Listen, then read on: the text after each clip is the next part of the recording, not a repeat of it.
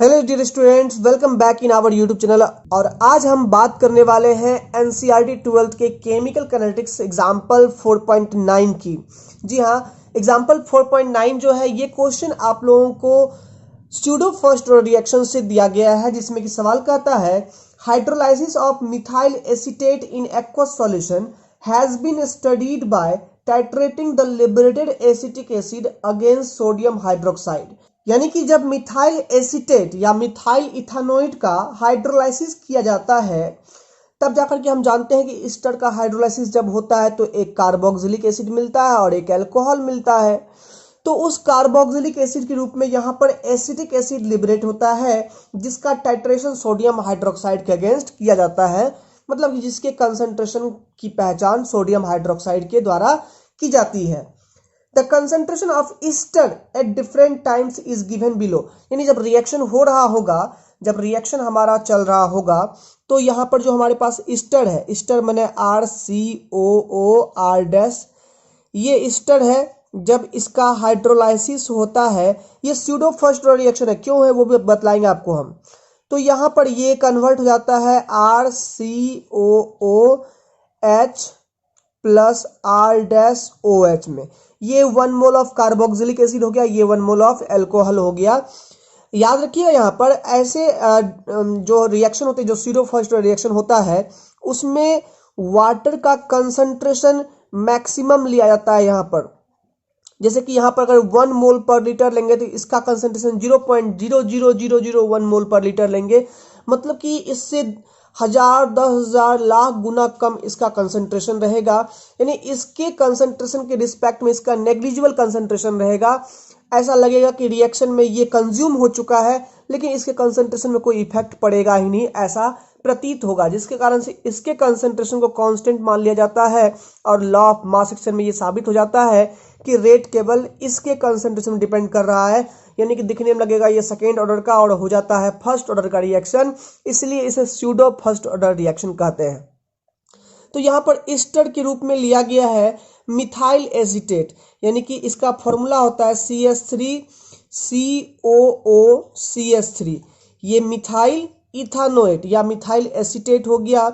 जब इसका reaction water से होता है तब ये यहाँ पर जो है इथेनोइक एसिड देता है, CH3COOH प्लस मिथेनॉल यहाँ पर अल्कोहल के रूप में ये रिलीज कर देता है। इसके कंसंट्रेशन को टाइट्रेटेड किया जाता है, मतलब पता लगाया जाता है कंसंट्रेशन का सोडियम हाइड्रोक्साइड के अगेंस्ट। टाइट्रेटेड यही एसिटिक एसिड टाइट्रेट हो रहा है अगेंस्ट सोडियम हाइड्रोक्साइड के अगेंस्ट इसका टाइट्रेशन किया जा रहा है, ऐसा सवाल में कह रहा है। और सवाल में यह भी कहा जा रहा है कि यहाँ पर जो है इस ईस्टर का जो कंसंट्रेशन होगा, रिएक्शन के हर एक मोड़ पर इसका कंसंट्रेशन कंज्यूम होते जाएगा, यानी घटते जाएगा कुछ ना कुछ। और हर एक टाइम में इस पर एक्सपेरिमेंट चल रहा है, रिसर्च चल रहा है। तो वहां पर एक टेबल बनाया गया है, जिस टेबल में हर एक टाइम इंटरवल में कितना कंसंट्रेशन बचता है इस मिथाइल एसीटेट का, उसका एक टेबल दिया गया है, जो आपके सामने हम जो स्क्रीन पर डाल दिए हैं। तो उस टेबल में देखिएगा जरा सा गौर से, जब हमारा 0 मिनट रहता है टाइम, यानी जब रिएक्शन शुरुआत होती है, तो वहां पर 0.85 वहां पर कंसंट्रेशन रहता है मोल पर लीटर में ईस्टर का। जब 30 मिनट रिएक्शन चल गया होता है तो कंसंट्रेशन घट के 0.8004 हो जाता है। 60 मिनट के बाद 0.7538 हो जाता है, और वही 90 मिनट के बाद 0.7096 हो जाता है इसका कंसंट्रेशन ईस्टर का। तब कहता है सवाल में, so that it follows a pseudo first order reaction. आप बताइए यहाँ पर कि ये रिएक्शन सच में स्यूडो फर्स्ट ऑर्डर रिएक्शन है। As the concentration of water remain nearly constant, that means 55 mole per litre, क्योंकि यहाँ पर वाटर का कंसंट्रेशन जो है वो कांस्टेंट है, 55 मोल पर लीटर है। आप जानते ही हो कि वाटर ही एक ऐसा लिक्विड जिसकी डेंसिटी 1 होती है, माने कि इसके 1 लीटर में 1000 ग्राम होते हैं, और वाटर का मोलर वेट कितना होता है, 18 होता है। तो अगर 1 लीटर में माने तो 1 लीटर में कितने मोल वाटर हो जाएंगे, तो 1 लीटर में 1 किलो हो गया, 1000 ग्राम डिवाइड कर देंगे 18 से, तो 55 के अप्रॉक्स में मोल पर लीटर वाटर का कंसंट्रेशन हमें मिलेगा, जो कि कांस्टेंट होता है वाटर के लिए। तो during the course of the reaction, पूरे रिएक्शन के कोर्स कंप्लीट होने तक वाटर का कंसंट्रेशन कांस्टेंट है इस रिएक्शन में। तब बोलता है what is the value of के डैश इन दिस इक्वेशन। बताइए यहाँ पर कि इस इक्वेशन में के डैश की वैल्यू क्या है, और के डैश को यहाँ एक्सप्लेन किया जा रहा है कि रेट इज इक्वल टू के डैश इंटू CH3 COOCH3 का कंसंट्रेशन इंटू H2O कंसंट्रेशन। इस के डैश का वैल्यू यहाँ पर पूछ रहा है सवाल में क्या होगा, यही के डैश का वैल्यू हमें फाइंड आउट करना है। तो चलिए सवाल की ओर आगे बढ़ते हैं। जाहिर सी बात है कि यहाँ पर अगर इस रिएक्शन में, अगर ये रिएक्शन फर्स्ट और रिएक्शन का होगा, तो यहाँ पर इस रिएक्शन का रेट, अगर ये एक्सप्रेशन है रेट का, तो रियल मायने में होना क्या चाहिए, ये रिएक्शन का रेट एस्टर के 1 मोल पर अगर डिपेंड करे और वाटर का अगर कंसंट्रेशन कांस्टेंट हो जाए तो ही यह रिएक्शन फर्स्ट ऑर्डर का होगा। और उस केस में क्या होगा, उस केस में हम लोग K इज इक्वल टू लिख पाएंगे 2.303 by T into log of A बटे A माइनस एक्स। ये A क्या है, तो A है एस्टर का इनिशियल कंसंट्रेशन, और A माइनस क्या है, तो T टाइम बीतने के बाद कंसंट्रेशन जितना बचता है वो हमारा है एस्टर का ये A माइनस एक्स, है ना, जो कि लिस्ट में दिख रहा होगा। जैसे कि हमारा जो फर्स्ट टाइम कंसंट्रेशन है 0.85, वो हमारा A का काम करेगा, और 30 सेकेंड के बाद A माइनस एक्स का मान हो जाएगा कितना, तो 0.8004 जो हमारा सेकेंड कंसंट्रेशन दिया हुआ है वो हो जाएगा। वही अगर 60 मिनट टाइम ले लेंगे तो वहां पर इसका कंसंट्रेशन हो जाएगा 0.7538 हो जाएगा, इत्यादि इत्यादि, ऐसा होते रहेगा। याद रखिएगा यहाँ पर ये जो हमारा K है, ये K कहाँ से आया है, ये K हो गया तब के लिए जब इस पूरे K डैश और इंटू H2O को हम मान लिए K, यानी कि जब वाटर का कंसंट्रेशन कांस्टेंट हो जाएगा तो ये कांस्टेंट गुना ये कांस्टेंट, ये रिजल्टेंट ये कांस्टेंट बन जाएगा। यानी कि यहाँ पर क्या काम किया गया है, यहाँ काम किया गया है rate is equal to K into CH3 COOCH3 मान लिए हैं, जहाँ K बराबर क्या कर दिए हैं, K डैश गुना H2O यहाँ पर कर दिए हैं, ये मान लिए हैं। आप भी यहाँ तक मान लीजिए, और यहाँ के बाद हम लोग नेक्स्ट पेज पर चलेंगे। तो यहाँ पर देखा जाए कि हमारे लिए A का मान तो फिक्स है 0.8500 मोल पर लीटर, और जब टाइम 30 मिनट होता है तो हमारा एस्टर कंसंट्रेशन बचता है 0.8004, आप टेबल में देख सकते हैं। तो यहाँ से K का मान क्या हो जाएगा, K का मान यहाँ पर हो जाएगा 2.303 बाय T कितना है 30 है, इंटू लॉग ऑफ 0.8500 बाय 0.8004, ये हो जाएगा। और जब इसको आप सॉल्व करिएगा तो ये सॉल्व करने के बाद रिजल्ट जो लगभग में आएगा वो रिजल्ट हम आपको पहले ही यहाँ पर लिख देते हैं। एक्चुअली में रिजल्ट आप लोग देख सकते हो, लेकिन हम यहाँ पर लिख देते हैं। वो रिजल्ट आएगा 2.004 इंटू 10⁻⁻3।